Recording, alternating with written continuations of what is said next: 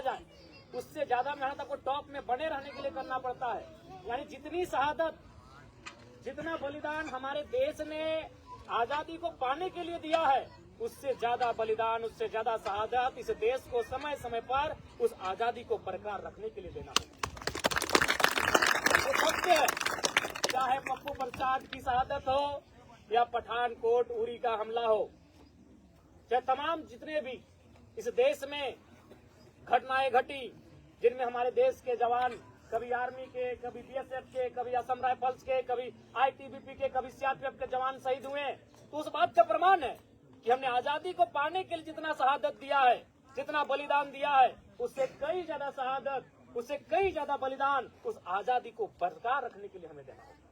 इसलिए आज अगर भगत सिंह की शहादत आजादी के लिए थी, तो पप्पू प्रसाद की शहादत उस आजादी को बरकरार रखने के लिए।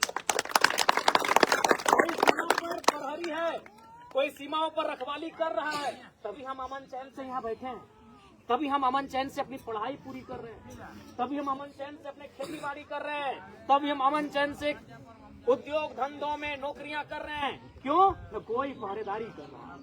अगर कोई पहरेदारी नहीं कर रहा होता तो हमारा भी मन ध्यान, हम अमन चैन के साथ यहाँ न पढ़ाई लिखाई कर पाते, न अमन चैन के साथ हम अपना रोजी रोजगार कर पाते। इसलिए धन्य है देश के वो वीर जवान जिन्होंने देश की सुरक्षा का जिम्मा अपने कंधों पर लिया है, और वो लगातार निरंतर इस देश के लिए अपनी शहादतों से इस देश को और देशवासियों की सुरक्षा को सुनिश्चित तय करते हैं।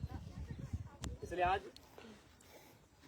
पप्पू प्रसाद की शहादत के अवसर पर उपस्थित ग्रामवासी समेत तमाम छात्र छात्राओं, आज हमें ऐसे वीरों की शहादत से प्रण लेना होगा कि असल में भारत देश की आजादी जिन रास्तों पे चलकर हमने पाई है, उस आजादी को बरकरार रखना। और आप पढ़ने वाले छात्र छात्राएं हैं, स्कूली जीवन में आपका जो मूल ध्येय, आपका जो मूल उद्देश्य है, वो आपकी शिक्षा है। आप अपनी उस शिक्षा को ग्रहण करेंगे, और जिस प्रकार पप्पू प्रसाद देश के लिए काम किए, तो देश के लिए काम करने का बहुत सारा स्तर है। कोई सेना में जाके, कोई अन्य संस्थाओं में जाके, कोई अन्य विभागों में जाके देश को सेवा करते हैं, तो आप भी देश की सेवा कैसे करेंगे, इसके लिए आज आप खुद को तैयार करेंगे। तो आज निसंदेह इस वीर पुरुष को, बलिदानी पुरुष को हम लोग नमन करते हैं। डॉक्टर हरिओम कुमार की एक कविता थी कि सुख भरपूर गया, मांग का सिंदूर गया, नन्हे नौने हालों की चोटियां चली गई, बाप की दवाई गई, भाई की पढ़ाई गई, एक ऐसा विस्फोट हुआ कि जिस्म की बोटियां चली गई। आपके लिए तो एक सेना मरा है साहब, पर मेरे घर की तो रोटियां चली गई।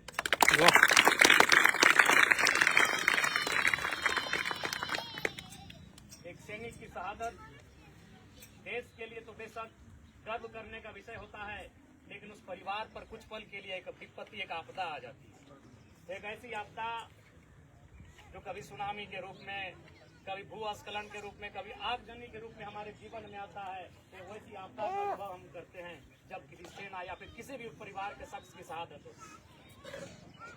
तो निसंदेह मैं उनकी माता के प्रति पूरी सहानुभूति रखता हूँ, हमदर्दी रखता हूँ, और उनकी दुख को समझने का हम प्रयास करते हैं। और उनसे कहेंगे कि आपका बेटा देश के लिए शहीद हुआ है, आपने देश को बेटा दिया है, इसलिए आपके आंखों में आंसू के साथ साथ आंखों में गर्व का भाव झलकना चाहिए। मैं आपसे अनुरोध करूंगा, क्योंकि आपने अपना बेटा इस देश को सौंपा है, और आपके बेटे की शहादत इस देश के लिए।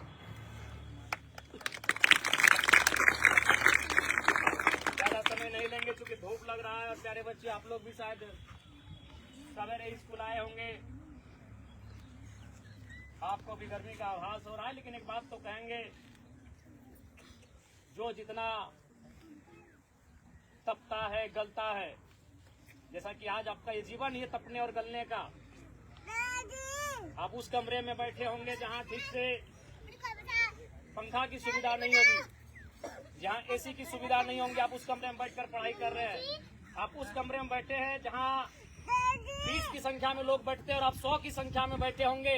तो आप उस गर्मी को सह रहे हैं, तो आप इसलिए उस गर्मी को सह रहे हैं कि आपको भविष्य में कुंदन बन के निखरना है। कुंदन समझते हैं ना, सोना का जो सबसे शुद्ध रूप होता है उसको हम लोग कुंदन करते हैं। सोना के सबसे बेस्ट क्वालिटी के सोना को हम लोग कुंदन करते हैं। जो कुंदन वही बनता है जो आग में सबसे तपता है, गलता है, वही जाके आगे दिन कुंदन बन के निकलता है। तो आप लोग कुंदन बनने के लिए तैयार हैं? तैयार है ना? आप चमकने के लिए तैयार हैं? आपको चमकना होगा। आपके चमकने से देखिए, सूरज चमक रहा है तो संसार में उजाला है कि नहीं? सूरज चमक रहा है, संसार में उजाला है। आप चमकोगे, आपके देश में उजाला होगा, आपके राज्य में उजाला होगा, आपके जिले में उजाला होगा, आपके गांव में उजाला होगा, आपके घर में उजाला होगा। अगर सूरज चमकना छोड़ दे तो संसार में उजाला नहीं होगा। इसलिए अगर आप नहीं चमके आगे जाके, मेरे प्यारे बच्चों, मेरे भाइयों, मेरे बहनों, अगर आप आगे जाके नहीं चमके तो आपके जिले में, आपके घर में अंधेरा होगा, आपके गांव में अंधेरा होगा। इसलिए आपको चमकना है कि आप अपने गांव में उजाला ला सके, आपने आप घर में उजाला ला सके। इसलिए आपको चमकना है। इसलिए आज सबसे महत्वपूर्ण काम आपका है पढ़ाई लिखाई। आप अच्छे से करें, मन लगा के करें। और आपके विधायक होने के नाते मैं पढ़ाई लिखाई करने वाले बच्चों के साथ हमेशा खड़ा हूँ। आपको मालूम है कि जब 10वीं और 12वीं की परीक्षा का रिजल्ट आया, पूरे इतिहास, पूरे हिंदुस्तान के, पूरे भारत के इतिहास में मैंने इतिहास बनाते हुए अपनी निजी सैलरी से, 3 महीने की निजी सैलरी से बच्चों को प्रोत्साहन करने का काम किया। मैं तो आपके साथ खड़ा हूँ, आप लोग पढ़िए, मन लगाइए। ठीक है, समय का अभाव है, हम लोग को भी यहाँ से ऊपर घाट शिलान्यास के कार्यक्रम में जाना है।